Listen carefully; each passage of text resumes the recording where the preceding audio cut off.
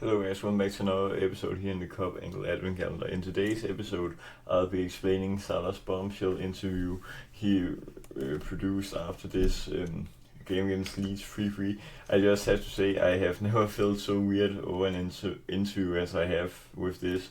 Because it's just so outrageous. Salah is obviously frustrated about the benchings, and that's why he dig at Arne Slot and pretty much also the club hierarchy with this interview. But as he says here, it's not acceptable for me. I don't know why this is happening for me. I don't get it. And then he also talks about that he's done so much for this club, and fights for his position because he earned it, not because he's bigger than anyone. Um, Obviously, he also says that he sees it in the way as if you throw Salah under the bus, then it's because he's a problem. So Salah obviously feels that Arne Slot sees him as a big problem in the team. I'm a bit mixed in that point because yes, when we started to have a downfall performance-wise, then yes, a lot of us wanted to bench Salah, but I think with Slot not playing him against Leeds, that probably is a nail in the coffin in that case, because you never see Salah on the bench and where he doesn't even get subbed in, and I'm quite in shock about that he didn't play either against Leeds.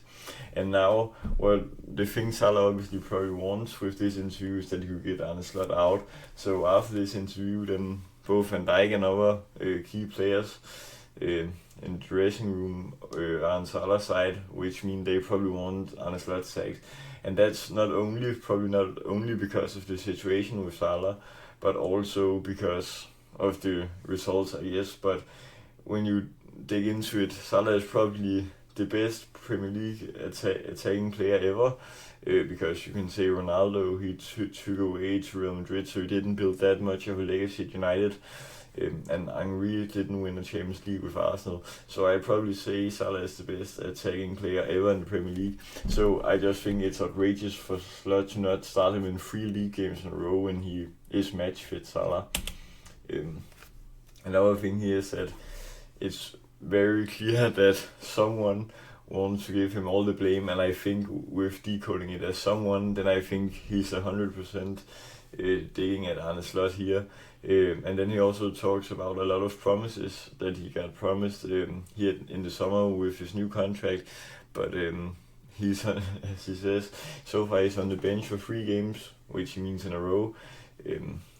Is so what he wants them is to keep the promises and obviously play him some more, because when you're on that salary, then it's probably also stupid to get benched that much. But I guess Salah also just feels betrayed from the club at that point. And he also says that his relationship with Arne is broken. He said that he had good relationships with the manager, and now all of a sudden, then they don't have a relationship anymore. And he says, I don't know why. So this is also where he says that someone doesn't want him at the club, where he once again probably digs at Arne Slot. But yeah, when you also think about it, maybe last season's league title, it was also only Salah who brought it home for us. With players like Diaz, and our midfield was also quite great, but without Salah we had been nowhere last season. And now all of a sudden Arne Slot decides to bench him. He was basically the only consistent player last season, Salah in attack at least. But also Salah on his future here, he says, we will see what happens in my head. I will enjoy the game, even when I don't play. But he also says we will see what will happen. It's at Anfield. Say goodbye to the fans, go to AFCON, because I don't know what will happen when I'm there anyway. So obviously what he hints at is here on the 13th of December, we have a home game against Brighton. It's his last game before taking to AFCON, which is on the 15th of December, which it overlaps into the new year, which means the transfer window will be open at that point. So Salah maybe is hinting at a goodbye, but I just think it would be so sad if it should happen in this way, because he's obviously just signed a new 2-year new contract and been player of the season last year in the Premier League, top scorer, top assister. He also said to his parents that they should come to the Brighton game because he doesn't know if he's going to play or if he's going to enjoy it. But I also think that why he said this Yes, probably because what if it's his last game? Because usually he probably wouldn't invite his family um, to a game in the middle of December. So I think that's also a huge hint if they come for the Brighton game here, because then maybe he really is on the way out. And I don't think. But I also saw this tweet here on Twitter, because Slot obviously isn't helping either. Obviously, we were just outplayed against Forest and PSV, in which Arne Slot just was very bad tactically, and we have only won 2 of our last 10 Premier League games.